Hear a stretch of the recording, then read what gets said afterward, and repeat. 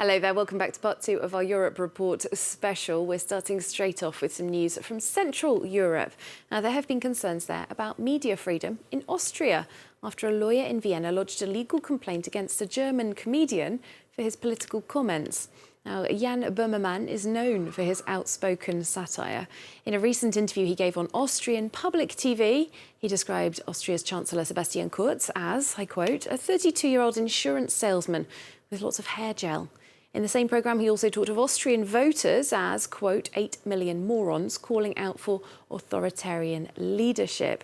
Now, the FPO party that's been in government since 2017 has endorsed the lawsuit that's been lodged by the lawyer in Vienna. That's the party that won 1.3 million votes in the last general election and joined as junior coalition partner with Sebastian Kurz's Conservative OVP.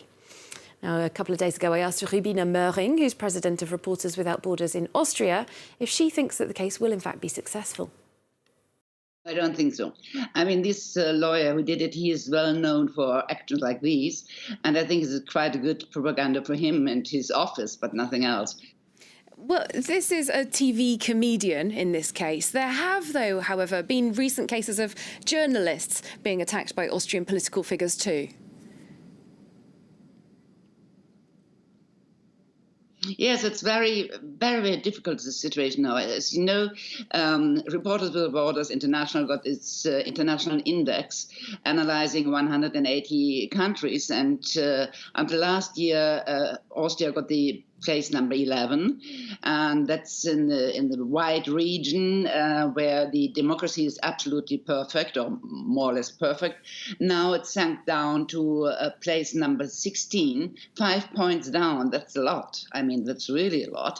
And now it's in the yellow, so-called yellow region, where you have to look at it and just to observe what's going on with democracy in Austria. Democracy means as well press freedom. So it's just the first year of our new government. You know, we got a conservative coalition between the conservatives and the right populists. And well, journalists sometimes are in danger, especially TV journalists of the public TV. It's Armin Wolf, the best moderator Austria got. He's very exact. He is very, very careful. And while FPÖ was calling him, the right populists were calling him a liar, and even the vice chancellor called him a liar. And then he said, oh, no, you know, it's the time of the carnival. It was a joke. That's not a joke. So you see what's going on here. And of course, they try to intimidate the journalists and to manipulate them, the journalists as well. So they're just reporting what the government wants to be reported and nothing else. Well, staying in Central Europe and moving on to the next stop on our France 24 Europe tour, where our reporters have been taking us around 11 of the EU's member states to meet voters and find out about the big issues of various campaigns. Now, did you know that tiny Slovenia is currently positioning itself as a digital revolutionary? Clovis Ghazali and the France 24 Europe tour reporters went to Ljubljana to see for themselves.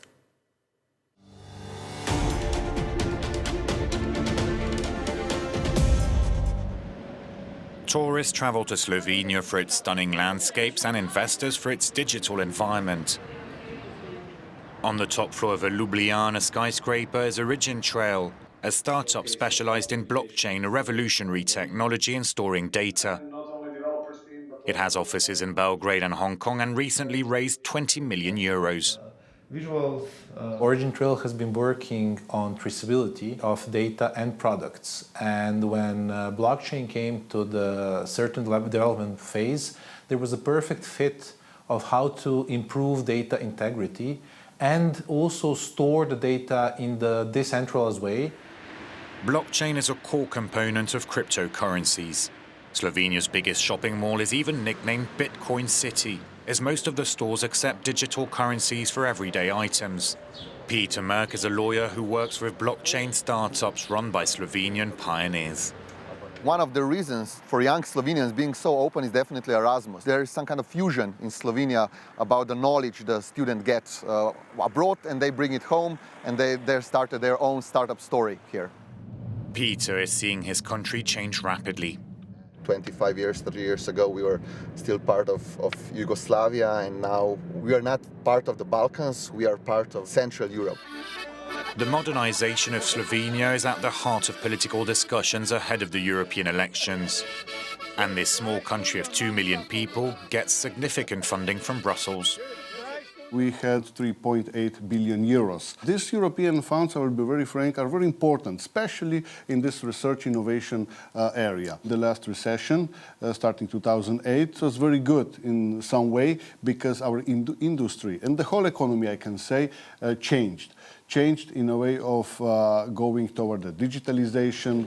Still, Slovenia remains below the European average for connectivity, with only a quarter of the country enjoying fast broadband. On the outskirts of the capital, Follow me, I'll show you around. a group of self-taught IT experts meet up in a school basement. This is the shelter, and it's a bit chaotic, don't be afraid. The main goal is to recycle as much as we can. Everything we collect is used, old, try to fix if there's something broken. Otherwise, we just open the system, we clean it up and put the dust away. We put it in perfect condition again. These volunteers then give away the machines to those who, just like them, hail from modest backgrounds. Computers and technology should be available to all, especially in this day and age. Everybody needs IT skills to educate themselves, play, and of course, find a job. The group is hopeful the government will one day support them financially. The industrial sector generates 20% of Slovenia's national income, but the country wants to rely less on exports and become a digital leader. And the France 24 Europe tour will be continuing its way over the next few days in the run-up to the voting. The team will be out and about meeting Polish women pushing for equal rights, international students enjoying freedom of movement in Berlin, Danes concerned about rising sea levels, Dutch people worried about earthquakes from fracking, Belgians fighting against homegrown terrorism, and Brits wondering what kind of future Brexit might bring them. Well, speaking of which, the issue of whether the UK will take its seats after the European election is still rather up in the air. Prime Minister Theresa May announcing in the last few days that new Brexit votes will happen after June the 3rd. She's still hoping to get the deal approved in time to stop MEPs taking their seats on July the 1st. Meanwhile, France 24 has been speaking to a former British minister who says a new referendum would bring the public back into the decision to define the type of Brexit they want, or even if they want to cancel it altogether. Here's Peter Mandelson speaking to our very own Mark Perelman. We've decided to leave the European Union, and this is the mandate that we're going to give the government to negotiate the next phase. So we want to leave, but we want a soft Brexit, or we want to leave and we want a hard Brexit, or we want to leave and we don't want to deal at all, we just want to crash out. Somehow the public have got to tell the government and the parliamentarians what they want. And we've got to find, in my view, we've got to find a way of bringing the public back into the decision to enable them to do so. Now, in the last few days, we've also marked 6 months of the yellow vest or gilets jaunes protests here in France. They have been somewhat of a political earthquake and brought plenty of issues to the fore that might have been little discussed before.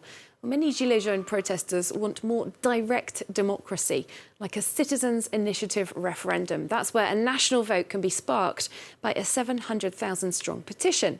The issue is, however, the subject of some political spin and fake news. Roxanne Runel takes us through one example. Is the EU blocking a citizens' referendum on the minimum wage in France? That is the claim made on Russian state-financed TV channel RT France by Charles-Henri Gallois, this during the Yellow Vest crisis. Mr. Gallois is economy spokesman at the UPR, a party that's Eurosceptic and pro-Frexit. Our economic and social policy is already decided at the European level. If we have a citizens' referendum without having Frexit, the actual impact would be zero. For example, we wouldn't be able to demand a hike in the minimum wage via a citizens' referendum. Wrong. Firstly, the EU has no say when it comes to minimum wages. Each EU member state decides their own. As for citizens' referendum, some member states do allow them. But in France, The national constitution says only the president can call one. The minimum wage varies around the EU. The lowest is in Bulgaria, the highest in Luxembourg. In France, it's €1,498 per month. EU members have a perfect legal right to hold referendums on economic and social matters as per their own constitutions. In 2011, Slovenians rejected a bill on changing the rights of part-time workers. In 2018, a citizens' referendum led to residents of Rome being consulted on the privatization of the city's buses. To sum up, there is no bar in France to a referendum on the minimum wage. It's an economic and social matter. Therefore, referendums on this are authorized by the French Constitution if the French president decides to hold one. Well, let's take you back to Brussels now for another report in our series Europe Behind the Scenes. Among the thousands of EU-related workers in the Belgian capital are more than 2,000 interpreters working at the European Parliament. Each day they take on the mammoth task of translating all 24 official languages of the European Union at the endless string of meetings, committees and Parliament sessions. So, who are these faceless voices and how does it all work? Alix Le Bourdon spent the day with two of them to find out. To get to her office, Marie-Lise has to maneuver through this maze of corridors. We are at the European Parliament in Strasbourg, and this Estonian interpreter is getting ready for an out-of-the-ordinary meeting. Greta Thunberg is going to address members of Parliament, meaning the interpreters will be translating a unique message, a call for action from a very young climate activist. Her statements are quite radical, borderline aggressive. She blames the entire world, but she's been sincere. In the French translation booth, Serge is studying his notes in preparation for this unusual debate. Here, every detail counts. Her activism, her interviews, even her parents' names, this is information that could feature in her speech. We don't know how this discussion is going to go. Tensions could rise, maybe they won't.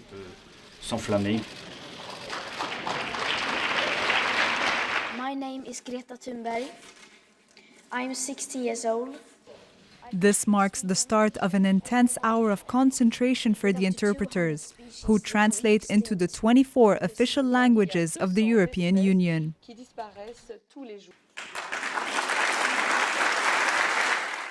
There were a lot of emotions. We could see Greta's tears rolling down her cheeks. When we translate, it's as if we are the person speaking, so we feel their emotions, and we do our best to replicate them in our languages. It really takes a toll on us. It's a never-ending job that requires 250 full-time staff and 2,000 freelancers. In the past, the preference was for native speakers. Since the EU's expansion in 2004, habits have had to change. In the French booth, we do not have enough people to simultaneously translate multiple languages for the various meetings. So we rely on colleagues like Marie-Lise, who can translate into a language that is not their mother tongue. The job is a team effort. Marie-Lise translates from Estonian into French, and the other booths then translate that into their own languages. Their cooperation is at the heart of how the European Parliament functions. Well, finally, let's leave you with another fact check on perhaps one of the best known aspects of the European Union, its famous flag. There is a prominent and rather persistent Euro myth, which would have it that the blue and yellow design was actually somehow a Christian symbol. A leading proponent of the story is the French far-left leader Jean-Luc Mélenchon. Now, he's declared that the flag was unconstitutional because of French laws separating church and state. So what's the true story? Roxane Runel unpicks the history in Fact or Fake. Is the European flag a Christian symbol? The rumor originated with French far-left politician Jean-Luc Mélenchon. In June 2017, he said, "Frankly, why are we expected to put up with this? This is the French Republic, not the Virgin Mary. This thing is unconstitutional." Later in October, Mr. Mélenchon's party asked for the EU flag to be taken down from the French National Assembly. Their reasoning, the men whose design inspired the European flag, Arsène Heitz, said towards the end of his life that he'd been inspired by the 12 stars on the so-called miraculous medal cherished by many Roman Catholics. Here's the real history. In 1950, the Council of Europe, not a new institution, launched an open call to design a European flag. Arsenites was a civil servant who submitted a few ideas. One of them looked a lot like today's European flag, except that it had 15 stars, representing the 15 members of the Council at the time. The committee set up to pick a winner liked this idea, but the 15 stars included Saarland, a formerly German territory that at the time had French protectorate status. To avoid diplomatic trouble, the Council reduced the number to 12, saying this was purely symbolic and would not change. If you want to find significance in the number 12, well, it's the number of hours on a clock, months in the year, the labors of Hercules, and the signs of the zodiac. At the end of 1955, the flag was formally adopted by all of the Council of Europe's members at the time.